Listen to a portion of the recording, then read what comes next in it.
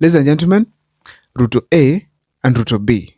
On this video here today, we want to look at on the different faces that William Ruto has been wearing across ever since he got into power in 2022. William Ruto is right now not trusted by Kenyans because of his way of speaking and acting. He says this and then he does that. He promises this, then he gives that. Now, on this video here, I want to clearly dissect it on how President William Ruto has portrayed the A face and the Ruto B face. But before I take you through, please, if this is the first time you're watching my videos here at Makua Times, kindly make sure that you subscribe, like, and comment, because that is the best support you can always give this channel. Sorry, I've not been posting videos lately because I had a serious funeral that I was supposed to attend, and I not just attending, taking part in the entire process. I lost a very close friend, and that's how I got myself mixed up. But let me dive into the topic today. How is William Ruto portraying A and B faces?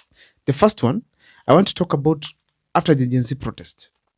No state officer or public servant shall participate in public contributions or haram phase going forward.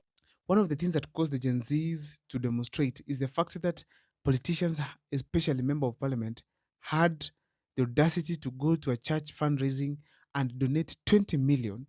A salary could take his entire year. It could be the entire year salary. But he was able to donate it in one Sunday. And it was not the only platform he donated money. He had been doing it in almost every weekend across the country, and that is Oscar Sudi.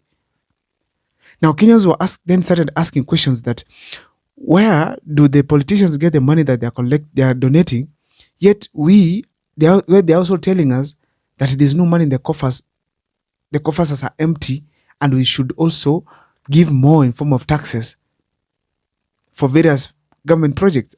Yet there's money that is free for donation. And actually, people are questioning, how is it that an MP is able to donate that kind of a money? Where did he get it from? People thought maybe this money is the one that they're collecting in form of taxes. So it actually fueled the demonstrations across the country by the youths. And now when William Ruto was tasked by some of the journalists who wanted to State House to question him, William Ruto was asked the question about donation and he said it was wrong. Afterwards, he came up and made a pronouncement publicly that there are no going to be church fundraisings or harambes in any platform across the country. It stopped for some time. That is Ruto A, who was now castigating fundraisings across the country, the harambes that were happening by politicians.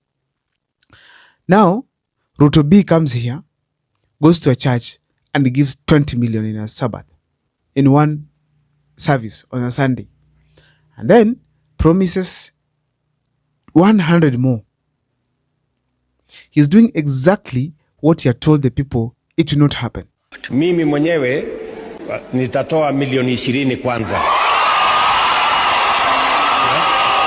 Wakati tunamtolea Mungu, hatumpatii binadamu. Si ndio? Matoleo tunayotoa sio kwa sababu tunampatia Bishop Mwai. Hatupatii congregation hii, tunampatia Mungu.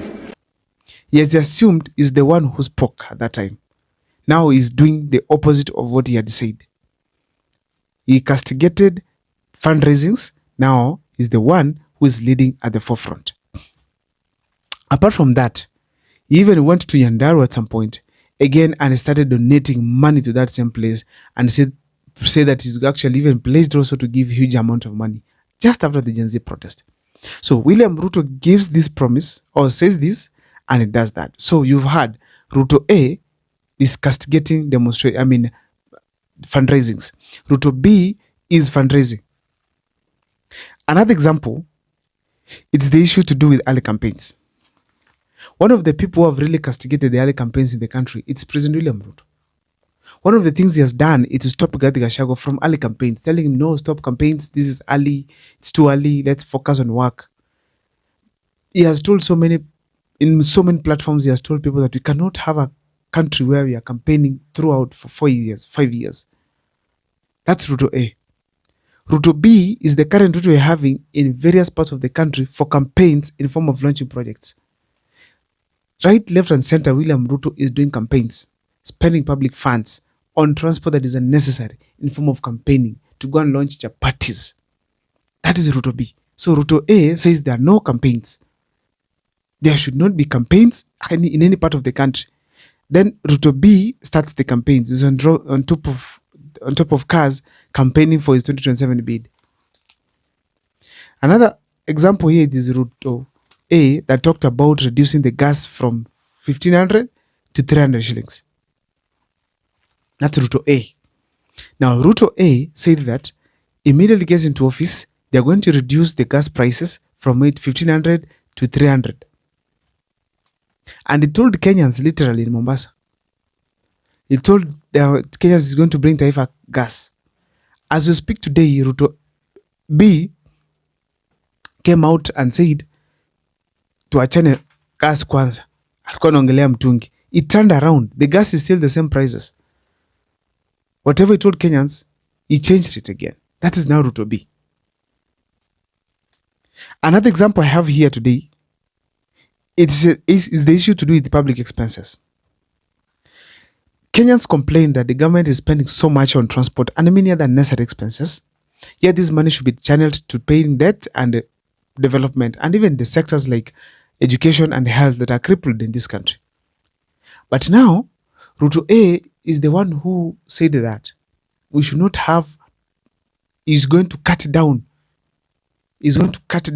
the expenditure, and the executive is going to lead by an example. But now, Ruto A went ahead to promise Kenyans, but now Ruto B, as we speak today, is doing the necessary, is giving the country unnecessary expenses by traveling unnecessarily to various parts of the country, including with his CSs, to go and hold a Kakamega meeting. When a CS is traveling from Nairobi to Kakamega by flight, by then using cars with their aides, booking hotels where they're going to sleep with taxpayers' money. Yet this could have happened in the offices or in stations in Nairobi. That is Ruto B now, creating more expenses instead of reducing the way he had said. Apart from that, William Ruto talked of what he called the issue to do with advisors. He actually said he's going to cut down his number of advisors. But after he had said that, immediately after the reconstitution of the cabinet, as we speak today, there are so many advisors around President William Ruto ever since. So that is Ruto B.